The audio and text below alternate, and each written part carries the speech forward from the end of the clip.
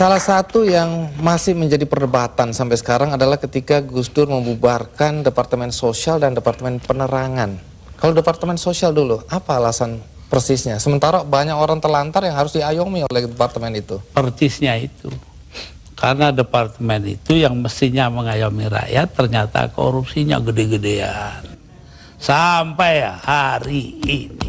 Kalau membunuh tikus kan tidak perlu membakar lumbungnya. Oh memang. Kenapa Anda bakar lumbungnya? Bukan. Karena tikusnya sudah menguasai lumbung.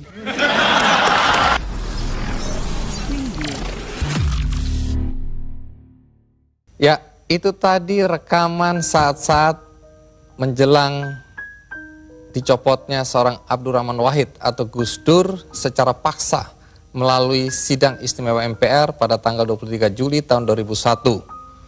Masih banyak misteri yang menjadi pertanyaan masyarakat hingga saat ini. Untuk itu kita undang Abdurrahman Wahid atau Gus Dur untuk tampil di Kikendi menjelaskan berbagai pertanyaan yang masih mengganjal tadi. Termasuk apakah benar sampai saat ini Gus Dur belum menerima pencopotannya secara paksa tadi? Loh.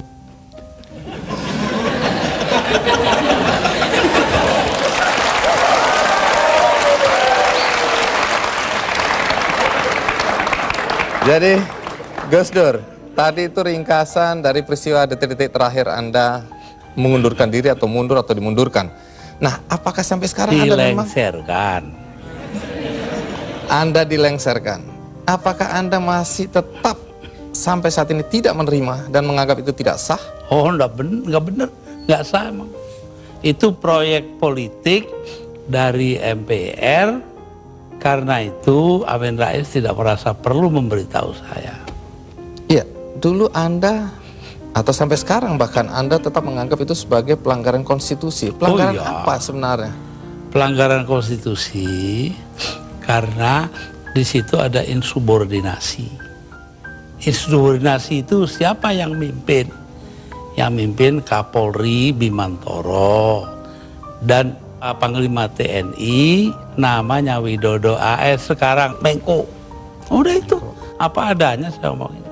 Tapi begini Gus, setelah Anda merasa itu tidak sah, tapi toh kenyataannya Gus Dur digantikan oleh Megawati, kemudian sekarang kita punya presiden namanya SBY, semua berjalan normal saja. Lalu apa negatifnya bagi bangsa dengan pencopotan Anda tadi?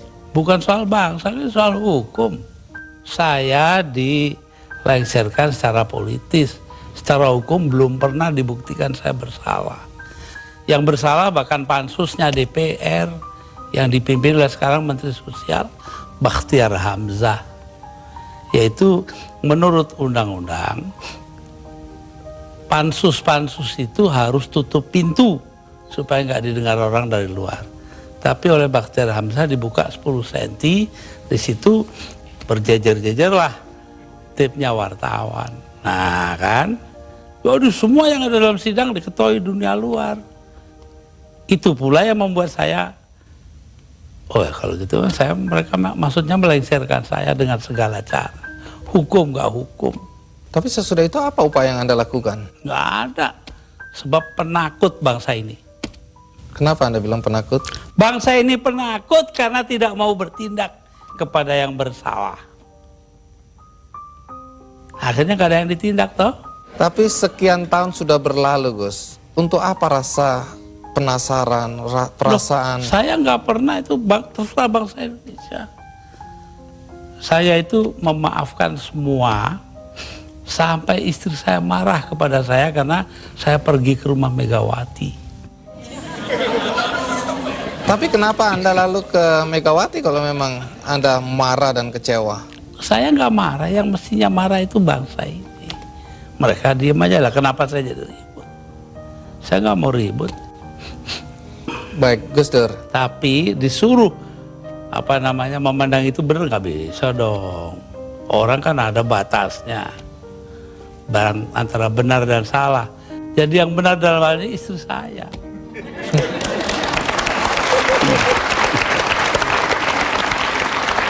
Tapi kenapa Gus Dur nggak mau nurut tanya sama dia, istri? jangan tanya saya dah. 300.000 orang, Mas, tanda tangan supaya saya jangan berhenti jadi presiden, tahu. Tapi saya bilang, daripada bangsa ini pecah dalam pertempuran, darah mengalir karena saya, mendingan saya lengser aja deh. Nah itu. Tapi omongan ini kan dibilang omongan ngawur, Gus. Karena faktanya ketika Anda bilang nanti jutaan orang akan datang masuk Jakarta, orang-orang dari Jawa Timur. Begitu ditunggu-tunggu nggak datang. Saya yang nahan kok.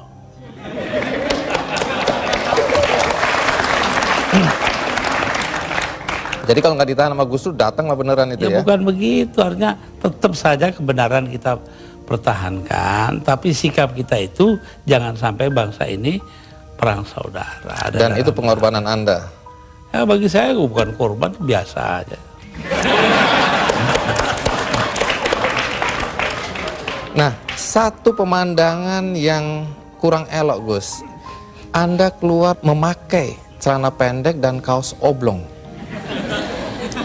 Banyak orang bilang itu tidak pantas sebagai presiden Anda tampil seperti itu. Mengapa Anda tampil seperti itu? Lah ya itu supaya saya nggak dianggap presiden.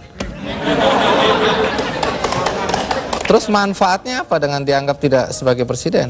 Loh, orang dingin hatinya, nggak jadi marah. Tapi Gus Dur, dalam upaya mencopot Anda, siapa orang yang paling bertanggung jawab atas pencopotan tersebut menurut Anda? 2, Siapa? Amin Rais dan Megawati. Mengapa? Hah? Tanya sana dong, kok tanya. Nah, kalau memang Megawati dan Amin Rais dianggap orang yang paling bertanggung jawab atas pencopotan Anda, apakah Anda dendam sama mereka? Nah, ngapain dendam Mama Amin? Artinya Gus Dur sudah melupakan itu, sudah memaafkan. Maafkan, lupa sih enggak. Nah, pernahkah setelah peristiwa ini, apakah itu Megawati atau Amin Rais datang ke Anda untuk meminta maaf? Enggak ada. Mereka merasa dirinya benar, ya sudah. Besok-besok akan terbukti oleh bangsa ini sendiri kok. Pernyataan ini agak bertentangan dengan kenyataan bahwa kelihatannya Gus Dur sama Pak Amin Rais sama Ibu Megawati akur-akur aja, rukun-rukun aja. Saya di dunia ini yang pantas pemimpin Indonesia ya, yang pantas jadi musuh saya cuma satu, Mas. Siapa itu? Pak Harto. Artinya tapi apa itu pun saya hari raya masih ke sana. Masih jadi teman baik saya. Artinya apa itu? Artinya saya nggak punya musuh dong di Indonesia.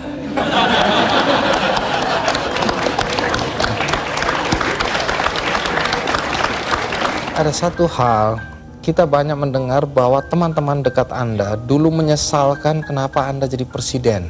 Anda sebenarnya lebih layak menjadi guru bangsa, nggak usah ikut campur dalam perpolitikan yang nggak jelas itu. Saya diperintah oleh 5 orang sesepuh saya. Itu saja, kalau mereka memerintahkan apa saja masuk api, masuk api. Tanpa perlu berpikir? Tanpa perlu berpikir. Kenapa begitu? Loh, Selain sesepuh saya itu ini orang pesantren disuruh nurut orang tua. itu nggak bisa ditawar itu, Gus. Nggak bisa ditawar. 5 orang itu, saya nggak sebut namanya.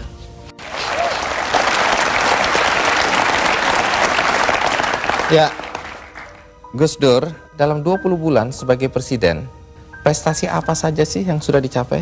Saya itu menjadi presiden di saat Indonesia menghadapi bahaya akan terurai. Kelompok-kelompok separatis ada di mana-mana.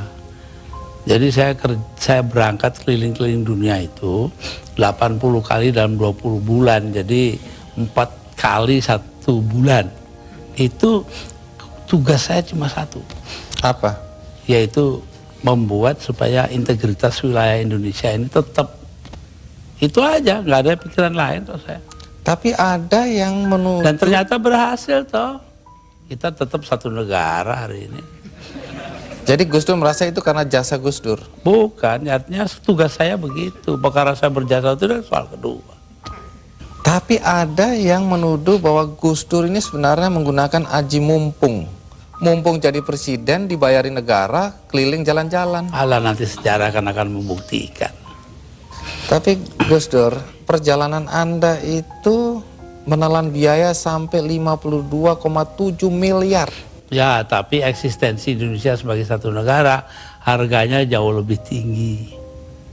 Jadi nggak bisa dipersoalkan itu Nggak biaya. bisa dipersoalkan.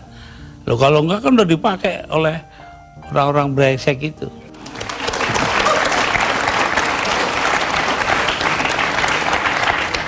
Salah satu yang masih menjadi perdebatan sampai sekarang adalah ketika Gus Dur membubarkan Departemen Sosial dan Departemen Penerangan. Kalau Departemen Sosial dulu, apa alasan persisnya? Sementara banyak orang terlantar yang harus diayomi oleh departemen itu. Persisnya itu. Karena departemen itu yang mestinya mengayomi rakyat ternyata korupsinya gede-gedean. Sampai hari ini. Kalau membunuh tikus kan tidak perlu membakar lumbungnya. Oh memang. Kenapa Anda bakar lumbungnya? Bukan. Karena tikusnya sudah menguasai lumbung.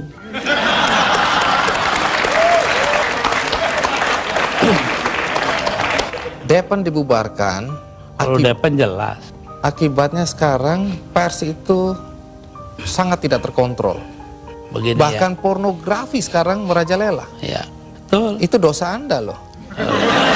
Enggak dong. Dosa yang nyarin. Saya diapa-apakan itu saya bekerja menurut ketentuan Undang-Undang Dasar. Undang-Undang Dasar menjamin kebebasan berpikir. Dan itu hanya mungkin kalau Depen nggak ada. Sekarang nggak ada kebebasan berpikir. Tapi kalau kebebasannya seperti sekarang nggak ada yang kontrol, Gus. Loh, ya Siapa aja bisa. Kita kontrol nanti dong. Siapa yang mengontrol? Ya antara kita aja. Kenapa sih masyarakat juga penting peranannya kok? Memang hanya pemerintah aja. Baik, Gus. Satu lagi hal yang dicatat ketika Anda menjadi presiden dan agak kontroversial, yaitu masalah PKI. Banyak orang begitu khawatir ketika Anda dulu mencabut TAP MPR nomor 25 MPRS 1966. Sebab bertentangan dengan Undang-Undang Dasar, Mas. Tapi itu ada kesan pembelaan Anda terhadap orang-orang ex-PKI Ya dan keluarganya. terserah, kesan nggak kesan terserah. Apa alasan Yang Anda? terpenting itu bahwa tugas mengucilkan PKI itu bukan tugas negara. Itu yang penting. Apa artinya pemisahan agama dari negara kalau negara ngurusin segala hal? Padahal yang menentang PKI kan cuma beberapa gelintir orang aja. Jadi Anda tetap merasa bahwa apa yang Anda lakukan mencabut TAP MPR itu benar? Benar karena bersamaan dengan Undang-Undang Dasar gitu loh. Kenapa?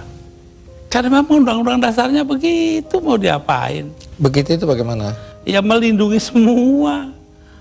Ya itu hasil daripada 7 abad lamanya kita berpancasila tanpa nama, yaitu yang dinamakan Bhinneka Tunggal Ika. Berbeda-beda tapi satu tujuan.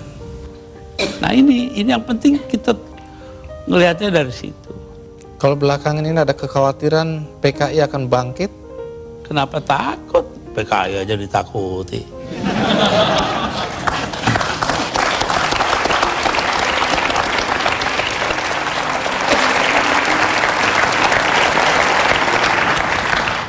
Gus Dur, di antara banyak statement Anda atau pernyataan Anda yang dianggap ngawur, dianggap nyeleneh, ada satu yang dicatat dan dianggap serius, yaitu ketika Anda berada kalau nggak salah di Italia, Anda menyatakan bahwa pernah suatu ketika Faisal Tanjung, waktu itu Panglima ABRI, diminta untuk menghabisi Anda.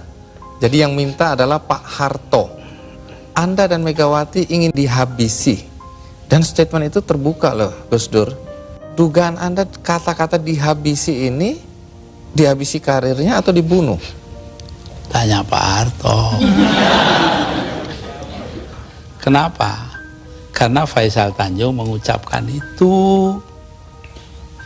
Lalu Pak Wiranto sebagai Panglima Kostrad nelpon saya, Gus, Panglima saya kok bilangnya begini-begini ya. Saya anggap itu soal politik lah. Pak Harto juga bukan soal pribadi kok, itu soal politik. Politik mengharuskan itu ya itu, tapi saya tahu juga kebiasaan Raja Jawa. Pak Harto kan anggap dirinya Raja Jawa. Apa yang dilakukan tangan kanan, tangan kiri nggak boleh tahu. Karena itu saya bilang sama Pak Wiranto, begini Pak Wir, tolong Anda pergi ke Pak Harto, tanya omongannya Faisal Tanjung yang begitu itu betul nggak? Apa jawabnya Pak Harto di Cendana kepada Pak Wiranto? Bahwa, wah nggak mungkin dong saya begitu. Megawati itu dilindungi ayahnya. Gus Dur dilindungi para kiai. Lah selesai sudah.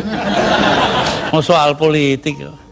Saya nggak ada dendam pribadi, nggak ada. Malah saya terus terang aja, ini ada Yeni anak saya ini. Ikut saya kemarin hari raya pertama, hari Sabtu. Saya soal Pak Harto. Ya maaf-maafan hari raya sudah selesai, terus makan pulang. Iya, tapi ini kan untuk meluruskan sejarah, jangan sampai orang salah paham mengenai ini. Pak Faisal Tanjung juga secara terbuka mengklarifikasi bahwa tidak pernah ada itu. Jadi apa yang Anda kalau bilang, Pak Wiranto dong, dia mengatakan Pak Wiranto bohong. Anda bilang ada operasi naga hijau, naga merah, itu kan orang memang bilang, ya begitu, saya dengarnya kok. Gus Dur ini ngarang-ngarang aja. Ya saya nyatanya nanti sejarah akan buktikan betul tidaknya itu. Tapi Gus Dur sendiri pernah datang ke Pak Harto untuk mengklarifikasi ini? Nggak perlu ngapain. Tapi dari penjelasan Pak Wiranto memang Pak Harto bilang tidak pernah ada karena tadi itu ya. Kayak kemarin ini, saya ke tempatnya Pak Harto. Sepulang saya dengan suara terbata-bata karena Pak Harto itu sudah banyak lupa. Itu ngomong kepada para ajudannya. Ngomongnya apa? Saya pengen ngomong dengan Gus Dur panjang-panjang tapi nggak bisa. Itu tuh. Coba. Kenapa nggak bisa? Ya karena dia pelupa itu. Terbanyak gak lupa. Pak Harto itu orang pinter loh. Jasanya bagi bangsa ini besar sekali walaupun dosanya juga besar.